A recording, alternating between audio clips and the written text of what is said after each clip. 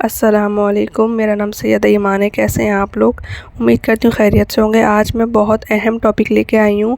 یہ ایک یا دو بندے کے لیے اہم نہیں، یہ سب کے لیے اہم ہے۔ جو سن رہے ہیں، جو دیکھ رہے ہیں، سب کے لیے اہم ہے۔ یہ ہے ہمارے گھروں میں برکت۔ آپ نے سنا ہوگا اولاد میں برکت، رزق میں برکت، صحت میں برکت۔ گھروں میں برکت کے لیے جو ہم بات کرتے ہیں وہ یہ ہے کہ گھر میں مہمان آتے ہیں، ان گھر میں برکت ہوتی ہے۔ بہت صحیح بات ہے، بہت اچھی بات ہے اور یہ حقیقت ہے۔ اور آج اسی ٹاپک سے ریلیٹڈ میں آپ سے کچھ باتیں شیئر کروں گی کہ ہر انسان چاہتا ہے کہ اس کے گھر میں سکون ہو، محبت ہو، رزق میں برکت ہو اور گھر والوں کے درمیان خوشیاں قائم رہیں۔ لیکن بعض اوقات انسان شکایت کرتا ہے کہ نہ جانے کیوں گھر میں سکون ہے، بے برکتی ہے، ہر وقت لڑائی جھگڑا رہتا ہے، رزق میں برکت نہیں اور دل مطمئن نہیں۔ آج کی اس ویڈیو میں ہم ایک اہم موضوع پر بات کریں گے اور وہ ہے کہ ان 7 لوگوں کو اپنے گھر میں داخل نہ ہونے دیں، ورنہ گھر کی برکت ختم ہو سکتی ہے۔ آپ یہ بات ضرور جان لیں پہلے کہ اس ویڈیو کا مقصد کسی کی بے عزتی کرنا نہیں، بلکہ قرآن اور سنت اور عقل و حکمت کی روشنی میں یہ سمجھنا ہے کہ بعض لوگوں کو محبت اور ان کی عادتیں ہمارے گھر کے ماحول پر برا اثر ڈالتی ہیں۔ آج کل بہت سے لوگ یہ شکایت کرتے ہیں کہ گھر میں سکون نہیں ہے، ہر وقت پریشانیاں ہیں اور نہ جانے کیوں ہر کام میں رکاوٹ آتی ہے، حالانکہ بعض اوقات اس کی وجہ ہمارے ارد گرد کے لوگ بھی ہوتے ہیں۔ آئیں جانیے کہ یہ 7 قسم کے لوگ کون ہیں۔ پہلا شخص، چغل خور اور لڑائی لگانے والا، جو ہر وقت لڑائی کے چکر میں ہوتا ہے۔ ایسا شخص جو ایک کی بات دوسرے تک پہنچا کر نفرتیں پیدا کرتا ہے اور رشتے خراب کرتا ہے اور ہر وقت دوسروں کی برائیاں کرتا ہے اور اس کی آمد سے گھر کا ماحول خراب ہوتا ہے۔ دوسرا شخص، ہمیشہ منفی باتیں کرنے والا۔ کچھ لوگ ایسی باتیں کرتے ہیں جو ہر وقت مایوسی پھیلاتے ہیں۔ ان کے پاس بیٹھنے سے انسان خود بھی پریشان اور بے چین ہونے لگتا ہے۔ تیسرا شخص، بد زبان اور گالی گلوچ کرنے والا۔ اسلام ہمیں اچھے اخلاق کی تعلیم دیتا ہے۔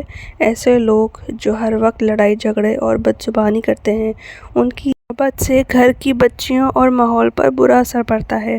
چوتھا شخص، حسد اور جلن رکھنے والا۔ ہر انسان کو اپنی نعمتیں ہر کسی کے سامنے بیان کرنی نہیں چاہیے۔ کچھ لوگ بظاہر خوش ہوتے ہیں لیکن دل میں حسد اور جلن رکھتے ہیں۔ لوگوں سے محتاط رہنا چاہیے۔ اب آپ یہ کہیں گے کہ حسد اور جلن کرنے والا شخص ہم اس کو کیسے پہچانیں؟ تو کچھ عادتیں، کچھ باتیں ایسی ہوتی ہیں، یا وہ اٹھ کے جائے گا تو آپ جس نعمتوں کا ذکر آپ نے اس کے سامنے کیا ہے، وہ نعمتوں میں آپ کو فرق دکھے گا۔ اس کی باتوں میں، اس کے لہجے میں آپ کو ایسے محسوس ہوگا کہ آپ کو آئیڈیا ہو جائے گا کہ یہ شخص، اس کے دل میں حسد اور جلن ہے میرے لیے۔ پانچواں شخص، نماز اور دین کا مذاق اڑانے والا۔ اگر کوئی شخص دین کی باتوں کا مذاق اڑاتا ہو، نیکی سے روکتا ہو یا برے کاموں کی طرف دعوت دیتا ہو تو اس کی صحبت سے بچنا بہت بہت ضروری ہے، کیونکہ یہ ہمارے دین کو بھی تباہ کرے گا، اس کی صحبت، اور ہماری دنیا کو بھی ختم کر دے گا۔ ساتواں شخص، فتنہ اور فساد پھیلانے والا۔ اکثر ہم یہ سوچتے ہیں کہ سامنے والا شخص صحیح بات صحیح جگہ پہ کر رہا ہے یا غلط بات غلط جگہ پہ کر رہا ہے۔ نہیں، ایسے شخص کو اچھا سمجھیں گے کہ یہ تو صحیح بات کر رہا ہے، اس نے غلط کیا بولی، لیکن نہیں، صحیح بات بھی ہر جگہ نہیں کرنی چاہیے۔ ہر جگہ صحیح بات کرنے سے بھی فساد برپا ہوتا ہے، کیونکہ وہ جگہ ہی نہیں ہے، وہ لوگ ہی نہیں ہیں وہ صحیح بات کرنے کے لیے۔ تو آپ کے صحیح بات کرنے کا کیا مقصد ہے؟ فساد کرنا ہی مقصد ہے نا، اور تو کوئی مقصد نہیں ہے۔ تو آپ پہچانیں ان لوگوں کو۔ بعض لوگ جہاں جاتے ہیں وہاں لڑائیاں، نفرتیں اور غلط فہمیاں پیدا کر دیتے ہیں۔ ایسے لوگوں سے فاصلہ رکھنا ہی بہتر ہوتا ہے۔ یاد رکھیں، اسلام ہمیں رشتہ داروں سے تعلق توڑنے کا حکم نہیں دیتا، بلکہ اچھے اخلاق اور حکمت کے ساتھ زندگی گزارنے کی تعلیم دیتا ہے۔ لیکن اگر کسی کی صحبت ہمارے دین، اخلاق یا گھر کے سکون کے لیے نقصان دہ ہوتی ہے تو اس سے مناسب حد تک احتیاط کرنا بہت بہت ضروری ہے۔ اسی طرح ہمیں خود بھی یہ سمجھنا چاہیے کہ کہیں ہم خود تو دوسروں کے لیے تکلیف کا سبب نہیں بن رہے، دوسروں کے لیے ہی کیوں سوچیں؟ اپنے اندر بھی تو کہتے ہیں نا، اپنے گریبان میں جھانکو۔ تو سب سے پہلے آپ اپنے اندر دیکھیں۔ جب آپ میں اپنے اندر اچھی کوالٹیز ہوں گی، جبھی تو آپ سامنے والے کی بری باتوں کو، لڑائی جھگڑے کو، فتنہ کو پکڑ سکیں گے، پہچان سکیں گے۔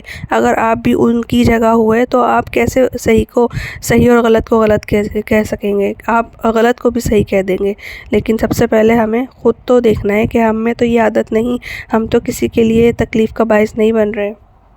بعض دفعہ ایسا ہوتا ہے کہ ایک انسان اتنا شریف ہوتا ہے، اس کی فیملی، اس کے ماں باپ، کہ انہوں نے کبھی کسی کو کچھ کہا ہی نہیں ہوتا، تو اگر کوئی شخص کوئی ایسا فتنہ ان کے گھر آیا یا ان کے سامنے کوئی ایسی غلط بات کر رہا ہے تو وہ بول ہی نہیں پاتے، وہ اپنی جھجک، اپنی شرم اور اپنی شرافت میں رہ جاتے ہیں، اور سامنے والا اپنے آگ جو اس نے لگائی ہوئی ہوتی ہے وہ لگا کے چلا جاتا ہے، اور جو شریف آدمی ہے وہ دیکھتا ہی رہتا ہے۔ تو یہاں پر بھی میں آپ کو یہی سجیسٹ کروں گی، اگر آپ میں سے دیکھنے سننے والے کچھ لوگ ایسے ہیں جو خاموشی سے سامنے والے کی غلط بات بھی سنتے رہتے ہیں کیونکہ آپ کو بولنے کی عادت نہیں، کیونکہ آپ کو بولنا نہیں آتا، اور سامنے والے کی غلط حرکت پر بھی آپ خاموش رہتے ہیں، تو آپ یہ مت سمجھے کہ میں بہت اچھا ہوں یا اچھی ہوں، آپ گنہگار ہیں۔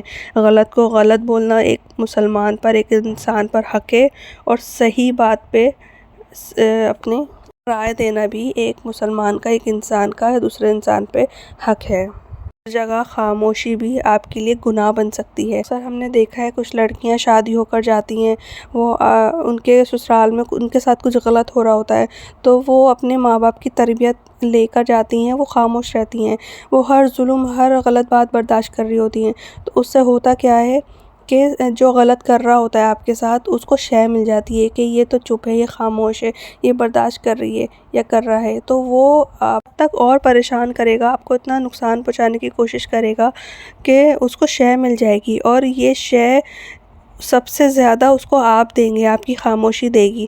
میں یہ نہیں کہہ رہی کہ آپ بدتمیزی کرو، لڑو جھگڑو، نہیں، آپ نے حق بات کہنی ہے۔ آپ نے اگر آپ کو لگ رہا ہے کہ اس وقت جواب دینے سے ماحول خراب ہوتا ہے تو آپ اس وقت جواب نہ دیں، آپ کچھ وقت ٹھہر جائیں، کچھ دن ٹھہر جائیں، پھر وہی بات کا ٹاپک لے کے آرام سے اس سامنے والے کو بھی بٹھائیں، خود بھی بیٹھیں، چاہے وہ آپ کے ساتھ آپ کی عمر سے بڑا ہی کیوں نہ ہو، اس کو بٹھائیں کہ آپ نے یہ بات کی تھی، یہ بات مجھے بہت بری لگی، یا مجھے اچھی نہیں لگی، یہ مجھے پسند نہیں آئی، تو میں نے آپ سے ڈسکس کی۔ آپ خاموشی کو توڑیں تو بدتمیزی نہ کریں، کسی سے زبان درازی نہ کریں، لیکن صحیح کو صحیح اور غلط کو غلط بول کر تو دیکھیں، پھر آپ کے دل کو ایسا سکون، ایسا اطمینان ملے گا کہ آپ خود دعائیں دیں گے مجھے بھی، اور اپنے آپ کو بھی اپریشیٹ کریں گے کہ واقعی میں نے یہ بولنا تھا اور میں نے بول دیا اور مجھے سکون آ گیا۔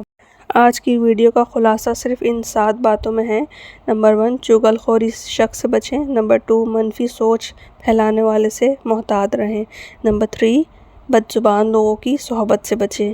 نمبر 4، حسد کرنے والوں سے احتیاط کریں۔ نمبر 5، دین کا مذاق اڑانے والوں سے دور رہیں۔